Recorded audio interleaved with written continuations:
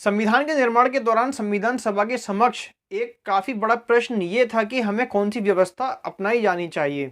एक संघात्मक व्यवस्था जहाँ पर राज्यों को भी शक्ति दी जाए, या फिर एक ऐसी एकात्मक व्यवस्था जहाँ पर केंद्र सरकार ही सबसे ज़्यादा ताकतवर हो और मात्र एक सरकार के हाथ में ही सारी शक्तियाँ हों। So hello everyone, this is Anas and you are watching Anas classes. तो कुल मिलाकर प्रश्न ये था कि हमें एक संघात्मक व्यवस्था को अपनाया जाना चाहिए या फिर एक एकात्मक व्यवस्था को अपनाया जाना चाहिए। आज की वीडियो में हम डिस्कस करेंगे कि भारत में केंद्र सरकार और राज्य सरकारें दोनों ही एक साथ कैसे फंक्शन करती हैं, कैसे काम करती हैं और कैसे देश चलता है। और साथ साथ हम ये भी जानेंगे कि इंडियन फेडरलिज्म का क्या नेचर है। इंडिया वास्तव में एक फेडरल कंट्री है या फिर यूनिटरी कंट्री, या फिर दोनों में से एक भी नहीं है। इस बात को भी हम आज ध्यान से समझेंगे। दोस्तों, एक संघात्मक व्यवस्था यानी एक फेडरल सिस्टम वो सिस्टम होता है जहां पर दो सरकारें काम करती हैं। बुकिश लैंग्वेज में या फिर डेफिनेशन की बात करूं तो संघात्मक व्यवस्था यानी फेडरलिज्म की डेफिनेशन ये होगी कि एक ऐसी शासन व्यवस्था जहां पर केंद्र तथा राज्य दोनों ही सरकार एक साथ कार्य करती हैं। वहीं इसके उलट यानी इसके अपोजिट एक एकात्मक व्यवस्था होती है यानी यूनिटरी फॉर्म ऑफ गवर्नमेंट होती है।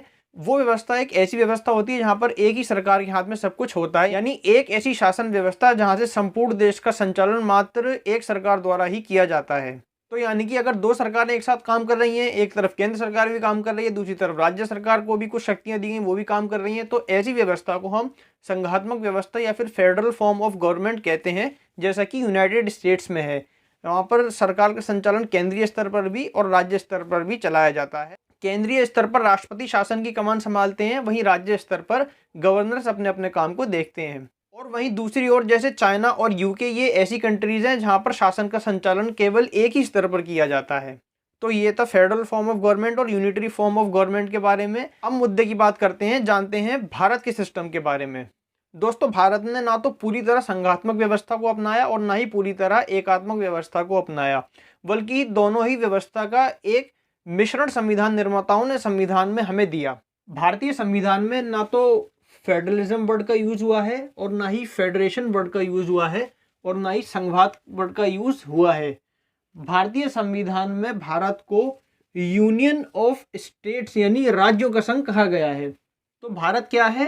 राज्यों का एक संघ है।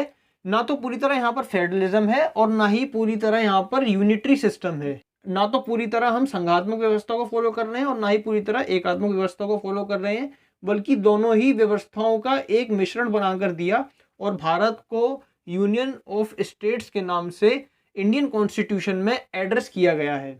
भारतीय शासन व्यवस्था के संबंध में एक्सपर्ट्स का कहना है कि भारत एक संघात्मक होते हुए इसकी आत्मा एकात्मक है, क्योंकि शासन का संचालन दो स्तरों से किया जा रहा है, जिसमें केंद्रीय स्तर पर भी शासन का संचालन हो रहा है, दूसरी तरफ राज्य स्तर पर भी शासन का संचालन हो रहा है। तो भारतीय शासन व्यवस्था संघात्मक होते हुए भी इसकी आत्मा एकात्मक है।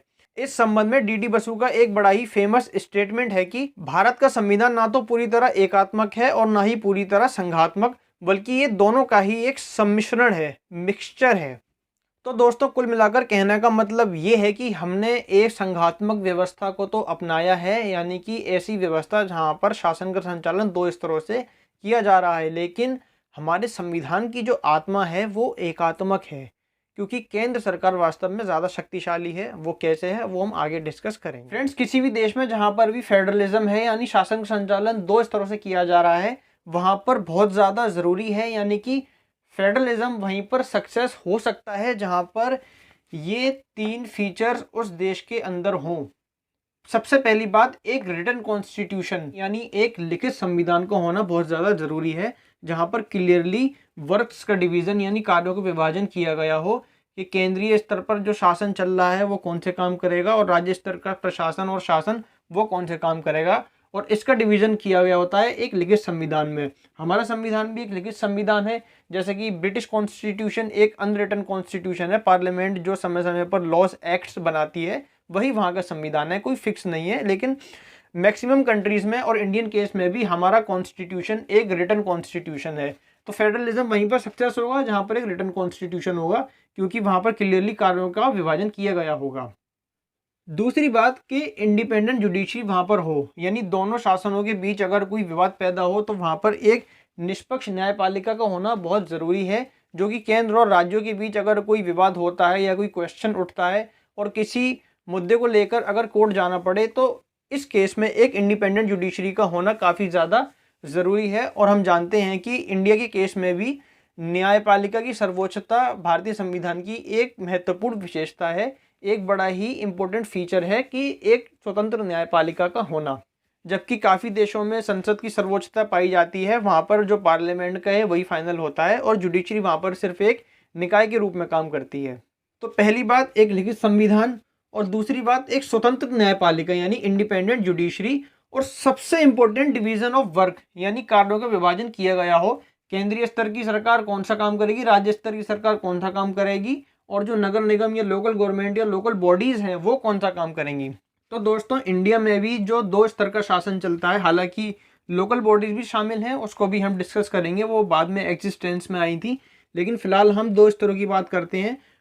यहाँ पर क्लियरली कार्यों का विभाजन किया गया है। केंद्र सरकार जो काम करेगी, केंद्रीय स्तर की सरकार जो काम करेगी, उसके विषय दिए गए हैं संघ सूची यानी कि यूनियन लिस्ट में।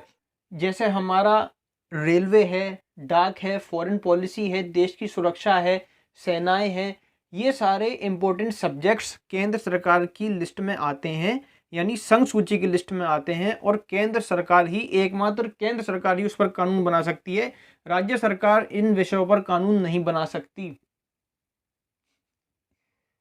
मूल संविधान में संघ सूची में 97 सब्जेक्ट्स यानी 97 विषय थे, लेकिन वर्तमान में संघ सूची यानी कि यूनियन लिस्ट में 100 सब्जेक्ट्स हैं, 100 सब्जेक्ट्स हैं। तो जो महत्वपूर्ण विषय हैं, जैसे कि मैंने बताया कि रेलवे, डाक एक्सेट्रा, ये सभी संघ सूची में शामिल हैं, जो कि इम्पोर्टेंट विषय हैं, काफ़ी महत्वपूर्ण सब्जेक्ट्स हैं, उस पर केंद्र सरकार कानून बना सकती है। दूसरी लिस्ट है स्टेट लिस्ट यानी कि राज्य सूची। राज्य सूची में जो विषय दिए गए हैं, जैसे कि परिवहन है, शिक्षा है, स्वास्थ्य है, कानून व्यवस्था है। हालांकि केंद्र शासित जो राज्य हैं वहाँ पर कानून व्यवस्था भी केंद्र के अंडर में आती है, लेकिन जो पूर्ण राज्य हैं उसमें सुरक्षा और पुलिस प्रशासन राज्यों के पास ही होता है।